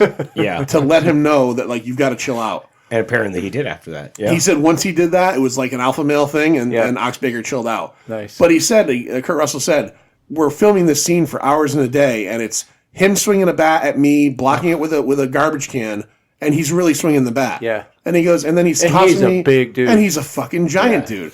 And then he's tossing me into the rings, and finally he said, after I guess maybe he had said something to him, like, could you calm down? And he didn't. I guess he popped him in the balls, which is universal guy talk, I guess, at that point, to chill the fuck out. Chill out, dude. Yeah. You know, I mean, I don't think I've ever done it to a guy before or had it done, but I think if a guy did that to me, I would know guy code is like, okay, he's tired of my shit. Chris, any guy ever pop you in the balls to stop you from being a dick? No, probably more just to piss, to fuck with you or piss you off. Yeah. Good friends, but some shitty friends as well. They would do that as well. Yeah. But, Yeah, I think I would get it at that point. I don't think I've ever gotten anyone to that point myself. No. And obviously we're not going to ask Kira. N.A. Yeah, N.A. Not available. They fight, and Snake gets the upper hand right in the back of the fucking skull with a bunch of spiked baseball bat. Like nails in it. Takes him right out, kills him. And pretty much at that point, did you find it weird that nobody gave a fuck about Snake anymore? He literally just everybody leaves was cheering him on at that point. They were cheering him on, but he also just leaves. Nobody tries to stop him. He just grabs his shit and goes. Yeah. For the last 20 minutes, they had this guy held hostage. Actually, right as he kills him, and then they're going Snake, Snake, Snake, I think that's when the guy runs in and says that that Brain has taken the president. He took the president. By the way, I wanted to mention this, and I don't know if you noticed this when you watched it, but is he not the worst henchman ever? Because he didn't even try to stop them. The guy who comes in and runs goes, Brain took the president. He watches Brain take the president. He's looking around the corner and he's like, oh. But he never fucking ran after the guy. Yeah. The Duke doesn't know that because he doesn't have a camera set up. He's not that fucking man. I mean, you got to give him, the hiring's got to be a little difficult. You got a 50-foot wall around you. All the potential clients are criminals, You can't get good help. It's tough enough to get good help in America nowadays, but in futuristic 1997 inside of a prison, you're right. President's on the run with Brain. They've got to get over the bridge. Brain has the schematic to get over the 69th Street Bridge, which is mined by the U.S. Police Force or whatever. Yep. But Brain knows where all the mines are. So now Snake, Cabby, Maggie, and Brain and the President are trying to get over. Throughout different explosions and different little things here and there, they all die except for Snake and the President. I told you I left. Yeah, Right. yeah. Oh, yeah. Harry Dean Stanton gets fucked up. Yeah. He runs over a mine. He runs over a mine, but for a mine victim, he looks pretty good. And then Adrienne Barbeau. Adrienne Barbeau, like, has Stand the by her stupidest man death. and That's a dumb distraught. death. That was terrible. She was distraught, but you know what? She could have gotten out with Snake. Snake could have snuck her out. Instead, she gets run the fuck over. Well, she's trying to take out the Duke. She gets run over by a car with chandeliers on the front of it. yeah. I mean, that's just not good. that's just not a good look, anyways. But so they get over, and the Hawkeyes waiting for them, and they start ziplining the President up first. President goes up first. President goes up first. Snake gets into a scuffle with the Duke of New York. Yeah. He knocks him down. Gets up. They start zipping him up, and the President, I don't know why he does this. He stops Snake from coming to the top. Yeah. Which only endangers Snake. Now, I get that maybe he doesn't like the guy, but there's no reason for him to stop. So he puts the brake on, and then he has the great moment where he goes fucking. It's like my favorite scene batshit. in the movie. Yeah. Oh, it's pretty amazing. And he blows away the Duke. The Duke. While kind of re-yelling back at him the mantra that the Duke was making the President say, Chris. the Duke. Hey, number one. You're the Duke. You're the Duke. And he's crazily shooting him. The Duke is just fucking chopped liver at this point. The President then allows Snake to come all the way up. Again, I don't know why he stopped him to begin with, but that's okay. So now we're back, and this is another weird part for Snake, because this is a part where it kind of like makes him seem more heroic again. Yeah. The President is getting a shave, and his makeup done. So the right side of his face never ever gets shaved. No, they've only got shaving cream over his right side. And every time they shave something out, the next time you see, there's more shaving. Totally If I remember correctly, his weren't one there hand, some paper towel, like napkin? I think marks he's where got it a couple. cut? I think he's got a couple of things. Because he got his finger cut off earlier in the movie as proof of life. Right. He's holding his hand up with a bandage on it. And Snake comes over and basically at this point now has like kind of a weird character moment where he's like, a lot of people died to get you out of there. How do you feel about that? Well, that's what he wants for payment. I thought that was particularly poignant. That he's just completed this insane task, and 15 seconds before he's going to have his jugulars. I think blown like out. 2 seconds left on the timer. Yeah, something like that, and they neutralize it. And he thanks him for rescuing him, and he says, "Whatever you want, anything you want. All you have to do is ask." And he goes, "Well, a lot of people died, and I just want to know." Like, all he wanted from that. I thought that was pretty cool that, like, as his character, he's really this kind of, like, utilitarian dude, like, who could have asked for all this stuff, and he doesn't. He just goes, "I want to know what you think about all the people that died to save you." And he's a shitbag about it. I appreciate gives a their half-hearted. sacrifice. Yeah, he's very half-hearted. He's looking in a mirror while he's talking about, I'm going to be on the air in 2 minutes. This great country will remember their sacrifices. He's like, can this, have to be on? Yeah. Yeah, he's a douchebag. Yeah, he made his decision there. By the way, we did mention kind of, but Snake does get the bombs neutralized, and the sound effect for the neutralizer of a bomb is like at a YMCA when they buzz you in. Yeah. It's it sounds like any door buzzer you've ever heard. Yes. And it had that little the little hissing balloon. sound. Yes. Yeah. So, and I actually do love that scene though when he's waiting for them to do it, and he's looking at the timer, and Snake is a cool character, but in that one scene, he looks like he's about to shit his pants. Yeah, because he's like, give me the tape first. Yeah, he's like got that fucking crazy like closed nostril breathing, and he's looking at it, and then when they do it, he's just like, he just has a fucking insane look on his face. I really dug that part. So the tape situation. He basically trades the tape with Cabby's tape. Yeah. So he ends up giving the President the what is it? That's the Bandstand Boogie, I think. Yeah, the Boogie tape. Right. That's the name of the piece. Yeah. Is it Bandstand Boogie? Yeah. Because I think was that Barry Manilow that actually did that on American Bandstand. I think Barry Manilow did the 70s version of that from when I was a kid. The President is about to give out the secret to whatever. It was nuclear fission. Nuclear fission. Yeah. For the Hartford Summit. Unlimited energy source Unlimited that would now energy. bring about peace. It'll bring World War III to an end between Russia, China, and America. Instead, all it does is it plays Bandstand Boogie as Snake Plissken, a solid 15, as Kira said several times, is walking off into the distance. And in the future of 1997, he's There's destroying still the cassette tape. tapes. Yep. He's pulling the tape out, no CD. He's pulling the tape out of it. He basically just won the day. Earlier in the movie, when Hauk sends Snake Plissken in, he says, what's on the tape? And Hauk says to him, you know much about nuclear fission? And here's my thought. Do you think the president would let Hauk know what the fuck's on that tape? That's true, too. That was one line that I thought he should have just, Carpenter should have written as, I don't know and you won't know either. Yeah, right. Probably something you that don't would give have a worked shit better. about. I Could've really worked that don't line think in. anybody at super high level clearance, let's tell this guy what's going on. Probably not going to happen, but. So that's basically the idea of Escape from New York. You said before, this is your favorite Carpenter movie? Absolutely, yep. Really? How do you feel? Here's where we're going to go. How do you feel about the sequel? I guess I'm glad they made it so I could see him as Snake again, because I think he did a fantastic job. I just don't think I don't think there was even a fraction of the magic that made the first one so special. Agreed. I just don't think it was there. There are worse movies that have been out. There's certainly worse sequels that have come out. But Agreed. I would not put it as a particularly good one. Kira, have you seen Escape from LA or California? Escape from LA. LA. I bought it, but I haven't watched it yet. Yeah, you're okay. You're okay. I think one of the coolest things about Escape from LA that I remember reading way back when was it was made 15 years later, and even though he didn't wear the same outfit in Escape from LA, he fit into the clothes from Escape from New York. He tried them on, and they said, "Let's just put you in something." Yeah, I guess different. he kept all his original costumes from it. Yeah. He in Escape from LA, he wears like a brown leather jacket and some slightly different things. Yeah. But he fit into it 15 years later. So Good for him. Yeah, really good for him. Fuck him too at the same time. What did you think of the sequel? I hate to admit it, I've not seen it. Escape from LA. Okay. I'm not I feel a like huge you wouldn't like sequel it. guy. I feel like you wouldn't like it. Yeah. I'm going to spoil it for you because, and for you too, Kira, because I don't think it's much of a spoiler. It follows the same formula. That's what I've heard. Almost identical. Yeah. So this one is instead of wrestling matches, a basketball. It's a basketball game, which Kurt Russell does sink a really fucking good shot. Pretty sweet. Saving the president. No, this time is the president is now Cliff Robertson.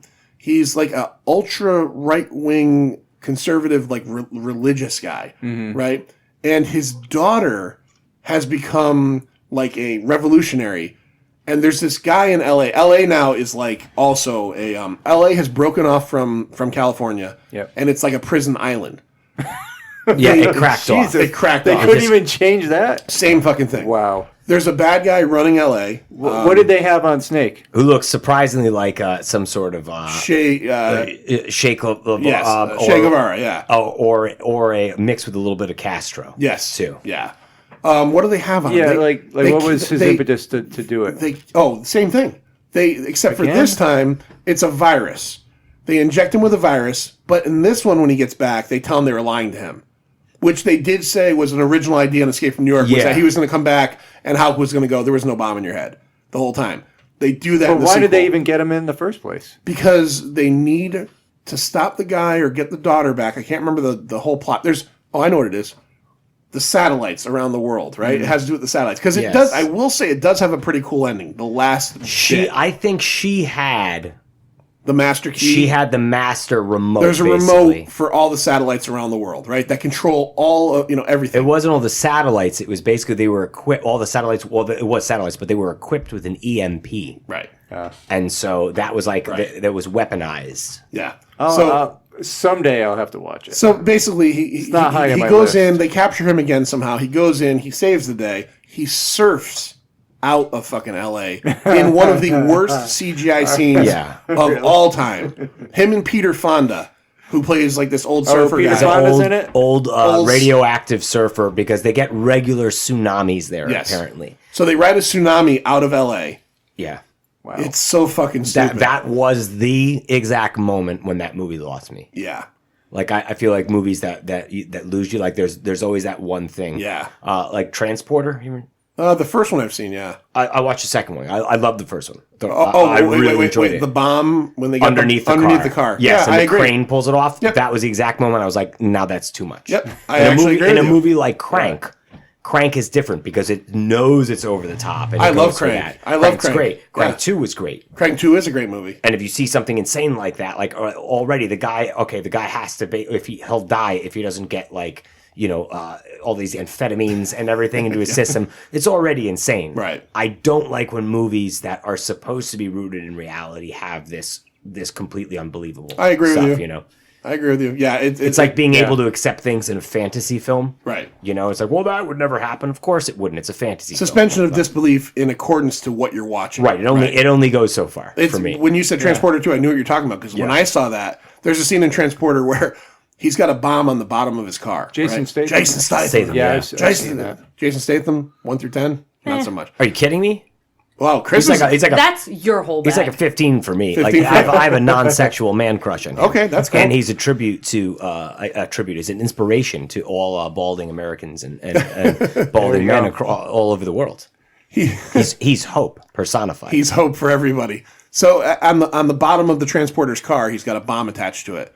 And he's driving through, I think, like a junkyard or something. It's a parking garage or something. Or like an unfinished building. He's got like 6 seconds left, right? This bomb's going to go off and he can't get out of the car or something like that. He's transporting. So he decides to get the bomb, this very small bomb that's probably like the size of my fist, on the bottom of his car. He hits something that acts as a ramp. He does a jump in the air. Spins the vehicle. There's a crane hanging, okay? A crane with a hook. Yeah. He jumps at the right angle, spins the car.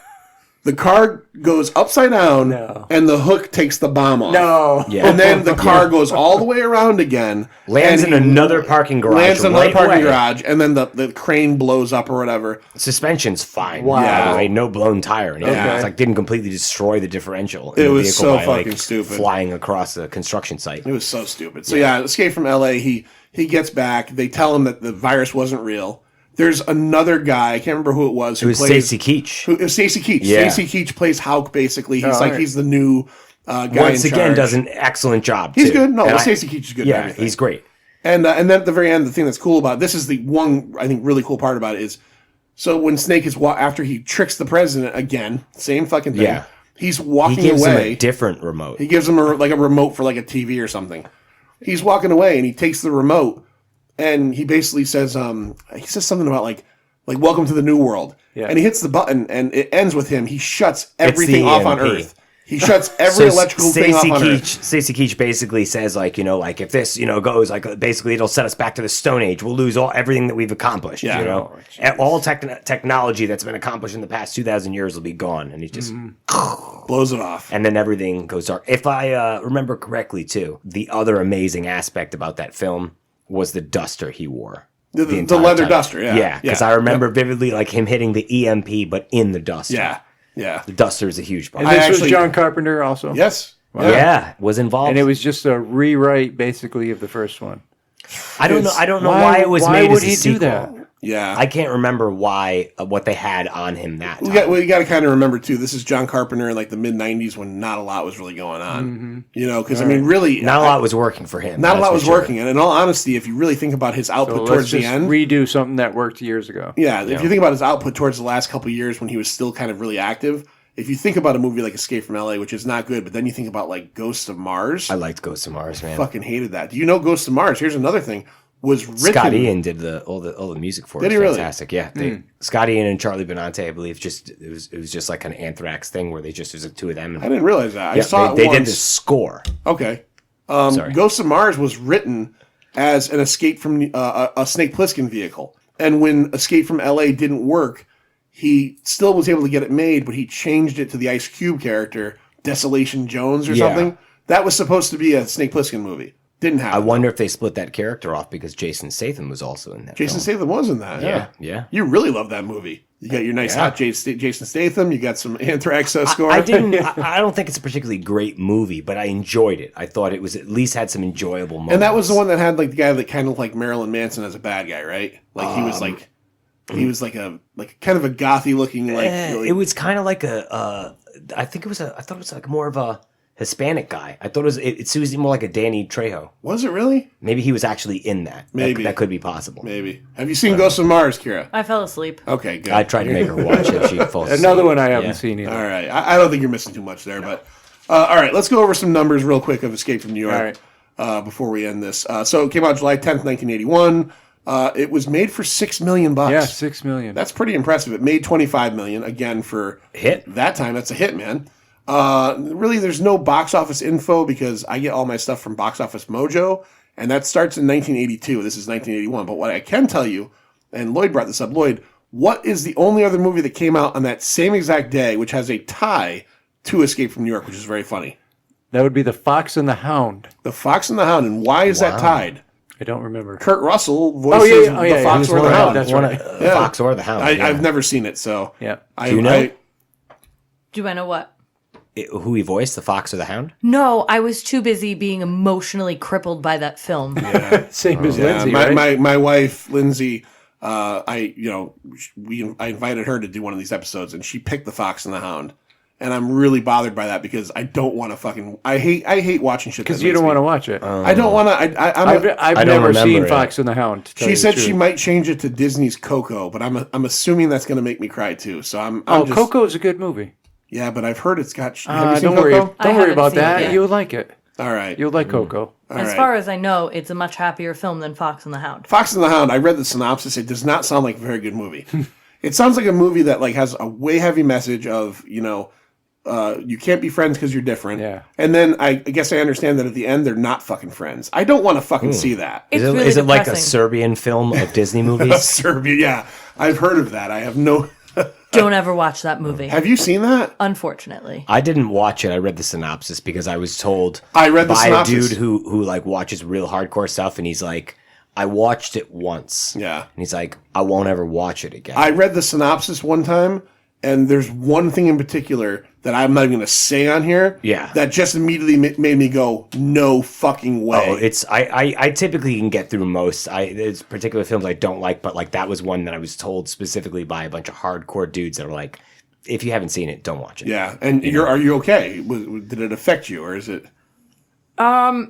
It was pretty awful. Yeah. But I will tell you that for whatever reason, like I think I don't remember how it ends, so I think I had to have either checked out or mentally blocked it. Right. Yeah, badly. I would put it on the only other movie that I saw that bothered me as much was either the second or the third Human Centipede. Okay, I only saw the first. And I hated that movie. The second one was the really bad one. That was the one with Yeah. the baby, right? Yes, black and white.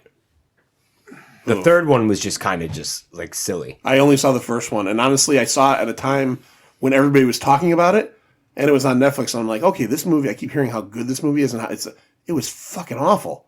They were for not me. good films. I thought the first one was all right. Really? The second one they were trying to go for like a noir type of feel. Because Okay. the whole thing is black and white. Yeah. Really, really brutal. There are a couple of really brutal scenes in the second one. I thought that was probably the hardest one to sit through. I also find the older I get, I have a harder time with anything that's like really brutal. Yeah. I mean, maybe it's just me, but like as I get older, stuff that I like. One of my favorite movies, like I still like it, but I watch it much less. Is I love The Clockwork Orange. When I was a kid, I was really like 15. I saw it for the first time. Yeah, I watched it, and then I remember being like, I don't want to watch this anymore. It's brutal. It's a hard fucking movie to watch because it's ugly and nasty and dirty, and it ends on a note that's not positive. I mean, not that every movie has to end positively, right? But it's just there's nothing redeeming in that movie. No, it's still a great movie. I still love it. But like back when I was like 20 years old, I used to watch it like 3 times a year. I have no desire to watch any of these movies, like The Centipede, and to rewatch Clockwork Orange. Yeah. Maybe it is an age thing. Yeah, but I find as I get older, my desire to watch stuff. Life is hard enough. You don't need to make it any harder as you get older. Yeah, really. I think Hostel is the movie that did it to me. When I saw Hostel, I was like, I just no. That whole I guess genre of, I know some people hate when they call it that, like torture porn. Torture porn, yeah. It's kind of backed off, like, but when Hostel came out, there was a lot like that. Right. I thought Saw was pretty clever. But Saw was like more like I hate popcorn. Saw. But it started around that time. Devil's Rejects, things like that. Saw, I like that when I saw it the first time, when it was called Seven. Yeah, I love Seven. Like, I always use that. Like, that's an old joke for me. But like, I the first one, I got that feel out of it. Also, why does Carrie L's accent change throughout the thing 15 times in the movie? He's British one second, he's from the South next second, then he's from California. Like I might have heard France there at some point. You know what I liked about the Saw movies, and I'm not a huge fan, but I did enjoy, several of them here and there, is I like the fact, if you saw all of them, at least the original ones, I know they did that Jigsaw thing, which I saw, which was terrible. I like the fact that they played around with like time in the movies. Like there was like Saw 2 and 3, I think. When you're watching Saw 3, you don't realize that the events in Saw 3 are concurrent with 2.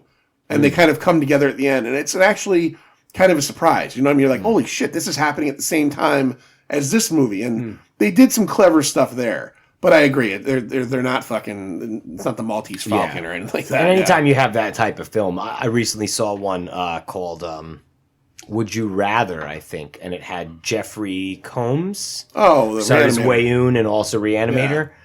He was in it, and I actually kind of enjoyed it. I thought it was going to be really stupid, as long as you're looking for something at the end of the night. You're like, I want to watch a horror movie. I want it to be like, I want to see something kind of, brutal or whatever. But I thought it was very tastefully done. It was a similar type of idea to, like, Saw, like the elimination type of thing, do terrible things. Like, could you do this or could you do that? Okay. Cube, and there was Circle. Cube I loved. I thought Cube was awesome. Never saw that. It's one of those movies that like I always see people talking about, and I always go, I should watch that. It's like 25 years old. The sequel, not so much, but Hypercube, right? Isn't it like Cube 2 Hypercube?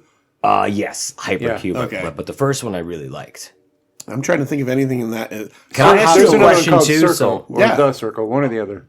Maybe it kind of, I know we've been tangenting, but it kind of links back around. I don't know if you talked about it, because I unfortunately didn't hear the other John Carpenter podcast, but what do you guys think of The Thing, the sequel? I like it. Oh, we liked it. Yeah, Which is actually like a Yeah. prequel, Yeah. really. The we Norwegian. both. Yeah, I think we I think touched even- on a bit of all three of the Thing Yeah. movies. 3. The original 1952. Oh, 52. the original 52 film. Right, I think that The Thing 2011 is a fantastic movie. Yeah. I thought it was great. The only problem I have with it is I think The Thing 82 was all practical effects and one of the best practical effect movies of all time. Yeah. In 2011, I know that they want you to make the CGI stuff. There was a lot of great practical stuff in 2011. Some of the CG stuff You think it would have been better if it was all practical? would have been better Yeah. practical. Right. Yeah. It was a mixture, but It was a mixture. I think that probably had something to do with finances too, budget-wise. Oh, I'm with it, sure but that whoever financed that movie was like, you're not doing practical effects. my favorite part of it was the axe. The axe in the door, or the axe in the the wall. axe in the wall. door, and then Yeah. they took the time They, to measure out via Kurt Russell in the film. yep. Where exactly that original, when they went to the Norwegian camp in the original film, where they found an axe just sticking out of the frozen doorway, and they actually went and made sure it was at the exact height, and then you saw the axe go into the door frame. You haven't seen the 2011? I think no, you brought it over to the house. I think we watched it. Yeah. yeah. It's a But that's really like- good movie. I mean, good. The respect they had for the film is like evident in Yeah. how they did it, and this, I agree with you on the CGI aspect. But It's the only, for me, it's I the only mean, at weakness. this point in this day and age, like I was just happy they used practical effects. Yeah. To be honest, even though I would have liked to seen more of them, Yeah, but the fact they even bothered to use them. Let's be honest. When you make a movie, a prequel or sequel to a classic, like, again, the Thing we talked about on the show, it was a box office bomb. It gained its audience later, but it has a huge audience. It's revered, right? Oh, absolutely. Like I said, it's my favorite Carpenter movie. So when you make a sequel or a prequel 20 years later, 9.5 times out of 10, it's gonna suck Trash. and it's gonna be trash. Well, Escape from L.A. Escape from LA is a Yep. perfect example. Even if it has a couple of cool moments, it's not good. The Thing prequel is very good. Yeah. It's one of those movies that when I talk to people about it and they haven't seen it, I'm like, what? Check it out. Because they all assume I think either it's a remake or it's just a garbage prequel. Yeah, Or I whatever. think it suffers honestly from they could have possibly named it something else because it's just called The Thing. The so Thing. so The same immediately name. somebody's like, I'm not watching a remake of that. That's a that film's a classic. Like why would anybody? It's not a remake, prequel. Prequel. Yeah. It's hard to convey that with the same title as the original. Yeah. You know. Well, and they're talking about remaking Escape from New York for like the last 10 years. At one point, Gerard Butler, Sir John, This is Sparta. our other co-host John has a non-sexual crush on Gerard Butler. Nah, it gets Statham.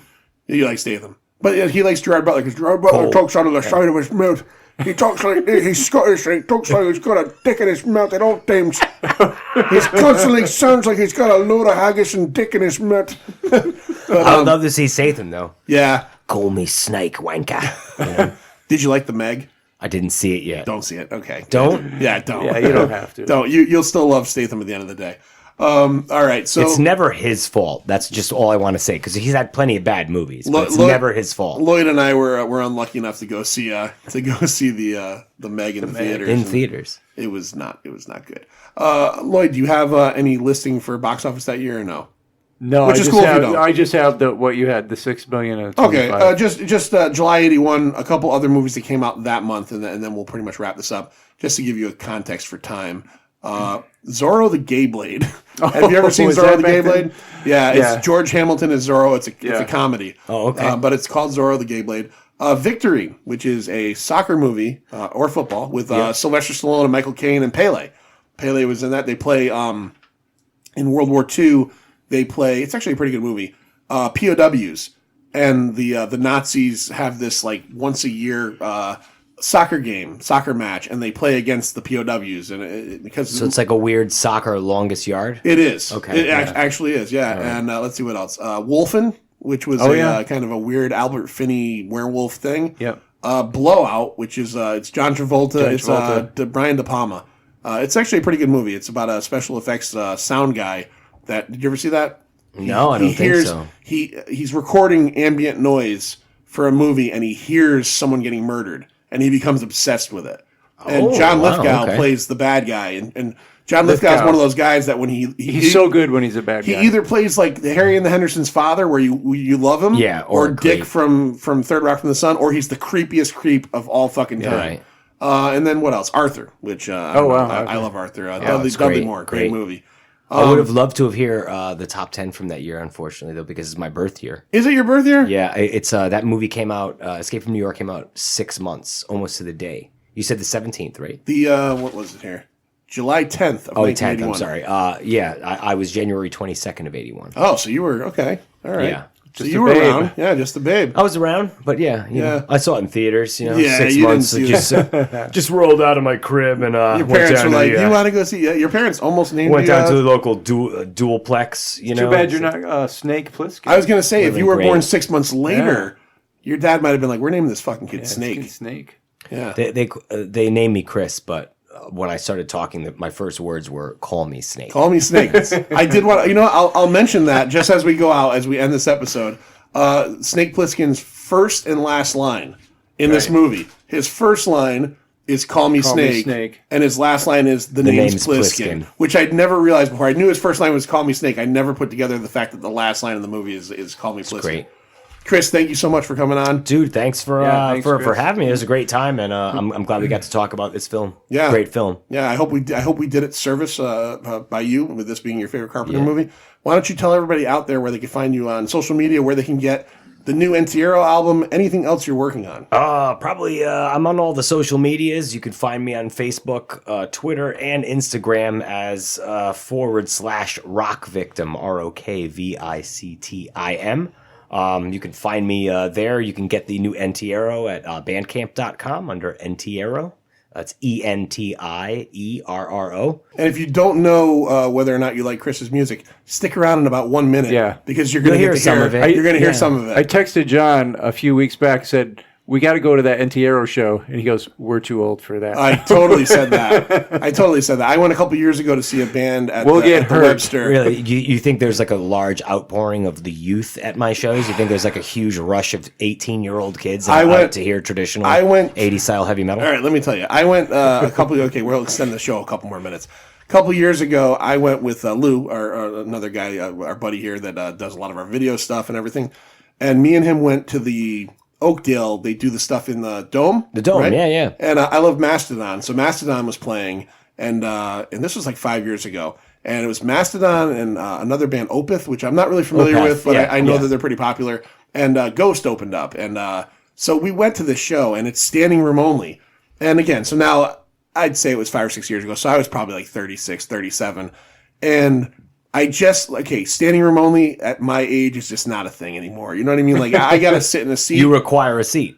It's not out of laziness. I could stand all day long. That's me. Here's my problem. Is like, I remember that day in particular, me and Lou go to the thing. And like at that time, I think I had like a strained back or something. Yeah, My back I know. would bother me. The back hurts. And like as I'm standing there, these kids are going buck fucking crazy, and I'm cool with that because that's where I'm at. I'm not that dickhead guy. I'm at a metal show. Have fun with it. But like this one kid kept on knocking into me, and I'm just like, I don't want to be like the dad, but like I feel like telling him, go the fuck over there. And I think I realized that day that maybe like, and then when Lloyd's like, oh man, Antiero's playing, we should go. And I'm literally like, we're too old for that show. That's not true. Is it not true? Both guitar players are older than you. Yeah, but they're in metal bands. They're standing. Yeah, I mean, it's not like there's a huge surge of kids moshing to this stuff. Do you feel safe when you go see Chris at these shows? Are you good? Are you okay? Oh yeah, I'm absolutely fine. Yeah. All right, maybe okay. So maybe maybe I used to mosh. It's a bit of an older. I would say the Josta shows are a little more energetic. Right. The music's a little faster, a little more contemporary. But right. The stuff that I love, my bread and butter, is all stuff that's done by guys who are like 60 years old now. So I mean, I prefer the sound of classic 70s and 80s heavy metal to most newer stuff that's a little more slam dance friendly. All right. Well then, okay. You tell There's me. usually a nice place for you to sit in the back. Okay. You tell me the next time you have a show that you think will be appropriate for me and Lloyd. We're going. I'll find out which one has a senior shuttle. Oh my God! Pick you up. Just load up at my ride. I think we'll get you my ride.